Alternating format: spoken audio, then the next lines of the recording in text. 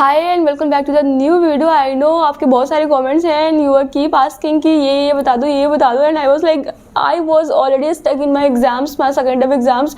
You can see my shorts, मैंने कितना मेहनत करा है।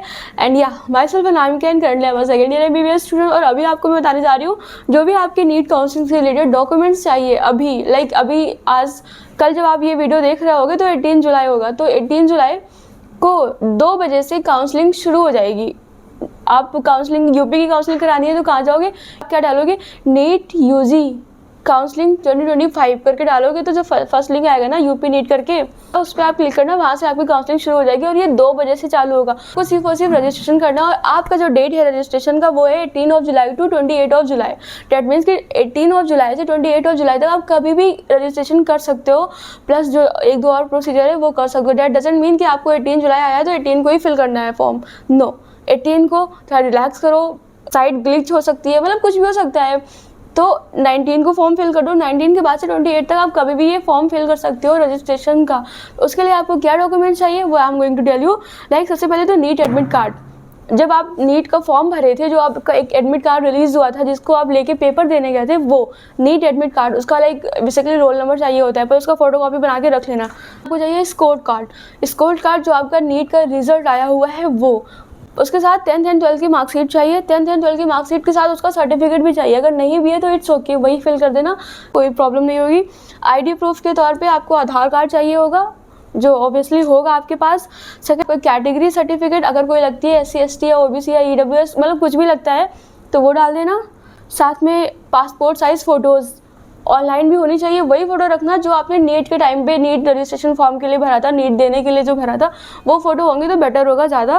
प्लस डोमिसाइल सर्टिफिकेट, अगर डोमिसाइल का मतलब निवास प्रमाण पत्र जो भी होता है वो आपके पास होना चाहिए। ये इतनी चीज़ें बस आपको चाहिए होंगी रजिस्ट्रेशन के लिए। सबसे पहले क्या करोगे, साइट ओपन करोगे।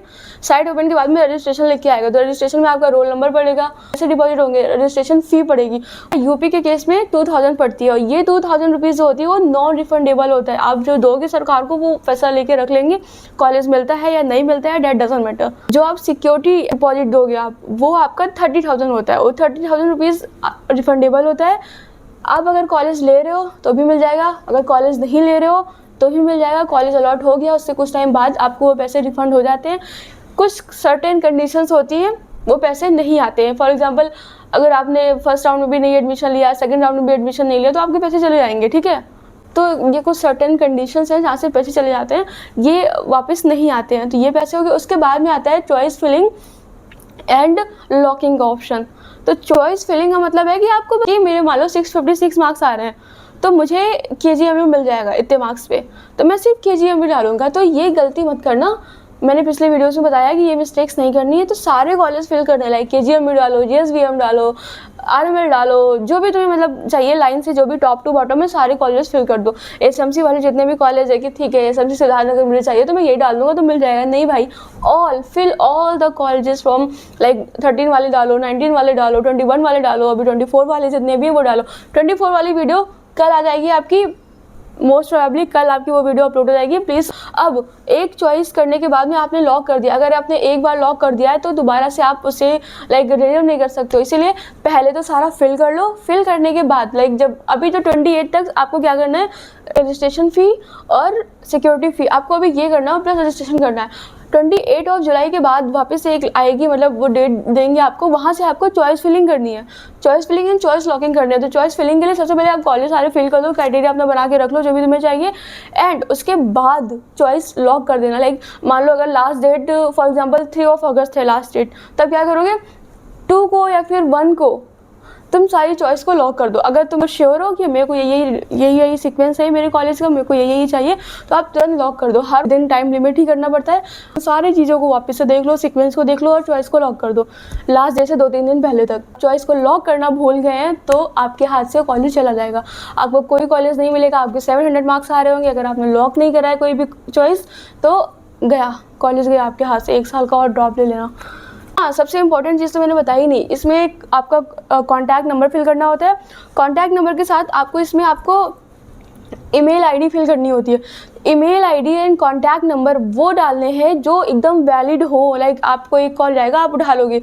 ईमेल आईडी वो डालनी है जो आपकी खुद की हो या आपके पेरेंट्स की हो, जो एक्टिव हो, क्योंकि सारा जो आपका प्रोविजनल अलॉटमेंट लेटर आएगा, मतलब जो भी इन्फॉर्मेशन आएगी वो सब वहीं से आएगी, और वही डालना जो आपने नीट के टाइम पे डाली थी। नीट का जब फॉर्म फिल करा था, रजिस्ट्रेशन फॉर्म फिल करा था, उस टाइम पे जो आपने डाला था प्लीज़ वही डालना, जैसे कि सारी चीज़ें आपको मिल जाए। और दूसरी इंपॉर्टेंट बात यह है कि जो रजिस्ट्रेशन फ़ी करोगे वो नॉन रिफंडेबल होती है, तो वो तो तुम कहीं से भी करा सकते हो, इट्स ओके। अपने आप से कर लो तो बहुत ही ज़्यादा अच्छी बात है। सेकंड, जो सिक्योरिटी डिपॉजिट होती है वो तुम खुद से करो, अपना सिक्योरिटी डिपॉजिट। तो 30,000 रुपीज़ आप सबमिट करोगे ना, तो अपने पेरेंट्स के अकाउंट से सबमिट करो, क्योंकि वो रिफंडेबल होती है और वो वापस आपको मिल जाती है। पर अब अगर आपने कैफ़े से करा लिया तो कैफ़े वाले आपको पैसे वो नहीं देंगे।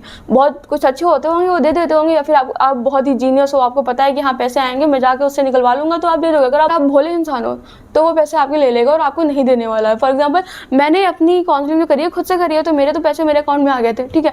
पर मेरी जो रूममेट है वो AIQ से आई हुई है, ऑल इंडिया कोटा से आई है, और उसने अपनी काउंसलिंग मतलब किसी कैफ़े वाले से कराई थी, तो वो कैफ़े वाले ने करके दिया है, पैसे वगैरह सब उसने भरे, तो वो पैसे उसका भी लाइक ऑल इंडिया में 5,000 रुपये जमा करना होता है MBBS के लिए, गवर्नमेंट सीट के लिए एज अ सिक्योरिटी डिपॉजिट। तो वो पैसे वापस आ जाते हैं, वो पैसे वापस आते हैं तो वो उसके उसी अकाउंट में आते हैं जिस अकाउंट से आपने पैसे वो दिए होते हैं।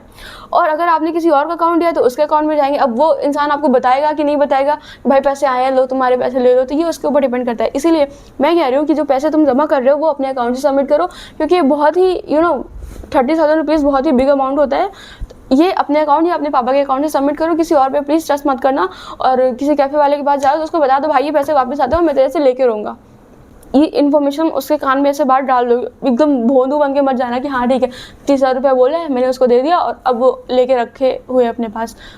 प्लीज़ इस बात का ख्याल रखना, ठीक है। तो ये सारी तो रजिस्ट्रेशन के टाइम की चाहिए होंगे। उसके बाद में है कि डॉक्यूमेंट्स रिक्वायर्ड ड्यूरिंग रिपोर्टिंग, जब आप कॉलेज में रिपोर्ट कर रहे होगे तब आपको क्या चाहिए होगा। तो एट दैट टाइम सबसे पहले तो आपको एक प्रोविजनल अलॉटमेंट लेटर, अगर मान लीजिए आपके मार्क्स अच्छे हैं, आपको कॉलेज मिल गया, भगवान करे सबको ही मिल जाए, पर जिनको कॉलेज मिल गया है उनको एक आएगा प्रोविजनल अलॉटमेंट लेटर। वो जब आपको सिद्धार्थनगर जाना है, अब एकदम आप खुशी के मारे झूम जा रहे हो, ये फलाना ढिमकाना, तो 2-3 दिन के अंदर ही आपको रिपोर्ट करना होता है। तो उस टाइम पे सारे डॉक्यूमेंट्स जो अभी प्रीवियस जितने भी डॉक्यूमेंट्स है वो सारे डॉक्यूमेंट्स आपको चाहिए।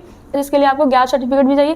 गैप सर्टिफिकेट आप खुद से बनवा सकते हो, या फिर लाइक कुछ कॉलेज वाले भी आपको बना के दे देते हैं गैप सर्टिफिकेट, पर आप अपने आप से बना के आओ, अपनी तरफ से बनवा के आओ, अपनी तरफ से प्रिपेयर हो कि हाँ वहाँ पे गैप सर्टिफिकेट लगेगा। अब गैप सर्टिफिकेट में डालते क्या है, बनवाते क्या है, बहुत लोगों ने ऐसे कॉमेंट करा है। तो भाई देखो, लाइक गैप सर्टिफिकेट ये होता है ना कि तुमने 12th कर लिए, 12th के बाद में तुम्हारा 2 साल का गैप हो गया, 3 साल का है, तुम प्रॉपर ड्रॉपर हो या फिर पार्शियल ड्रॉपर हो, या फिर किसी कोर्स को तुम ऑलरेडी कर रहे हो उसके बाद यहाँ पर आए हो, तो उसमें वो चीज़ें मेंशन करनी होती है। फॉर एग्जाम्पल, जनरली लोग क्या करते हैं कि 3 साल का ड्रॉप लेते हैं, साथ में BSc कर रहे होते हैं, तो वो ये नहीं बताते हैं कि मैंने BSc करा है, वो बताते हैं कि हाँ मैं 12th के बाद 3 साल का प्रॉपर ड्रॉपर हूँ। तो गैप सर्टिफिकेट में बस ये कराना होता है, वहीं की जो कचहरी एंड कोर्ट होता है वहाँ पे चले जाओ और उनको बोलो कि तुम्हें गैप सर्टिफिकेट बनवाना है, वो बना के दे देंगे। अब मुझे इस फॉर्मेट में बनता है, कितने पैसों का बनता है अभी मुझे वो बिल्कुल भी याद नहीं है, क्योंकि मेरे पापा ने मेरे को बनवा के दिया था, तो मतलब नहीं याद है मुझे। ये गैप सर्टिफिकेट इंपॉर्टेंट होता है, ये रख लेना अपने पास बनवा के। और दूसरा है पासपोर्ट साइज़ फ़ोटोज़, क्योंकि तब तो आप ऑफलाइन जाओगे। नोडल सेंटर, देखो आपको कॉलेज जब अलॉट हो जाता है फिर आपको जाना होता है नोडल सेंटर, ठीक है। नोडल सेंटर का मतलब होता है जो आपके आसपास का कॉलेज होता है वहाँ पे जाना होता है, नियर बाय कॉलेज होता है। तो आपका जो अलॉटमेंट सेंटर होगा, जो आपका नोडल सेंटर होगा, वो आपका खुद का कॉलेज ही रहेगा, तो आपको वहीं जाना है सारे डॉक्यूमेंट्स लेके सबमिट करवाने के लिए, अपना फाइनली एडमिशन कराने के लिए। अब आपको कॉलेज मिल गया है, कॉन्ग्रेचुलेशन, आपको कॉलेज मिल गया है। अब आपको क्या चाहिए, प्रोविजनल लेटर चाहिए, गैप सर्टिफिकेट चाहिए, प्लस जितने भी पहले वाले डॉक्यूमेंट्स थे वो सारे डॉक्यूमेंट्स चाहिए, एंड पासपोर्ट साइज़ फ़ोटोज़ चाहिए।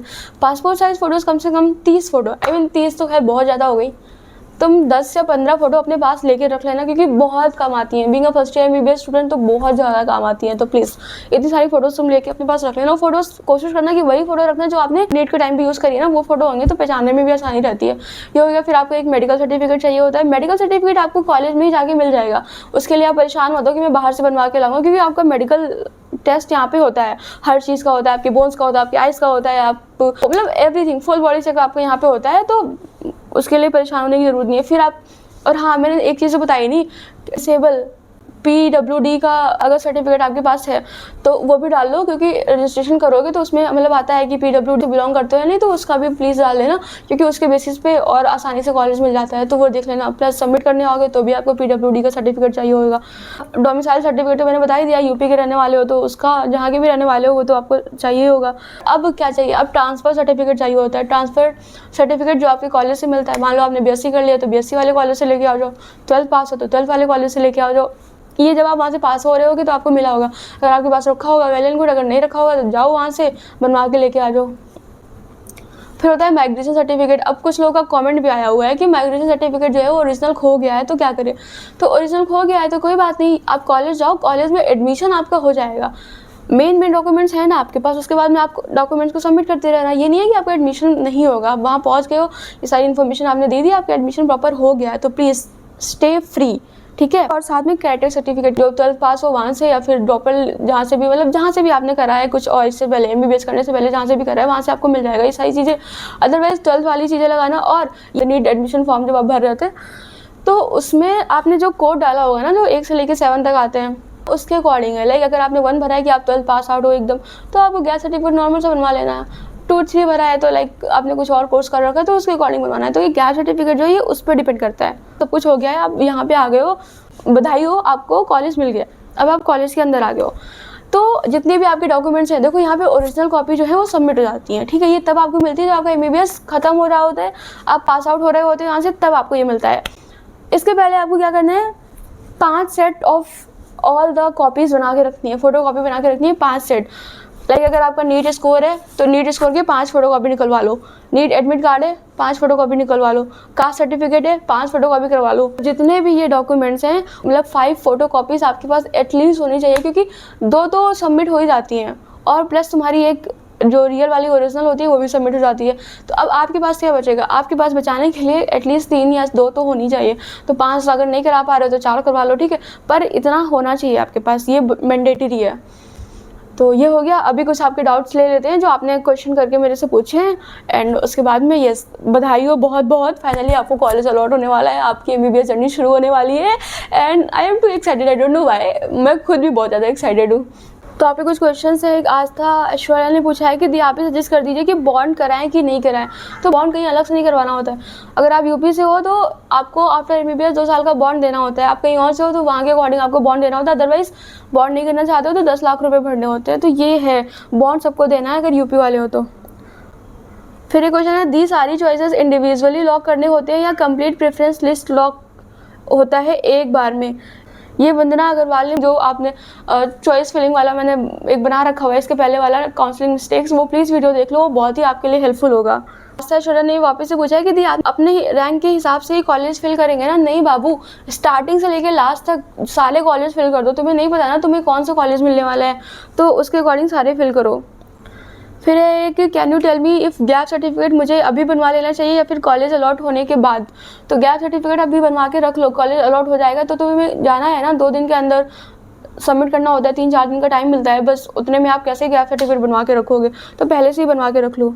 ये सौरभ राठौड़ ने पूछा है, क्या जब हम अलॉटमेंट के टाइम जब कॉलेज में आते हैं तब हमसे ओरिजिनल डॉक्यूमेंट ले लिए जाते हैं या फिर कॉपी चलेगा, क्योंकि मेरे पास माइग्रेशन सर्टिफिकेट का ओरिजिनल कॉपी खो गया है। तो बाबू, तुम्हारे ओरिजिनल सर्टिफिकेट जितने भी है ना वो सारे सबमिट हो जाते हैं यहाँ पे, पहले वो मैंने ऑलरेडी एक्सप्लेन कर दिया है। फिर है कि स्टेट काउंसलिंग राउंड 1 में पार्टिसिपेट करिए या सेकंड में। तो ऑफ कोर्स राउंड 1 में पार्टिसिपेट करो। बहुत बच्चे हैं ना ये सोचते हैं कि राउंड 1 में नहीं करूँगा, राउंड 2 में कर लूँगा तो मेरे को कट ऑफ थोड़ी कम जाएगी और आसानी से कॉलेज मिल जाएगा, पर ऐसा नहीं होता है। राउंड 1 का कट ऑफ कम होता है, राउंड 2 का बढ़ जाता है, क्योंकि सारे बच्चे राउंड 2 में करवा रहे होते हैं, तो ऑब्वियसली कट ऑफ तो बढ़ना ही है।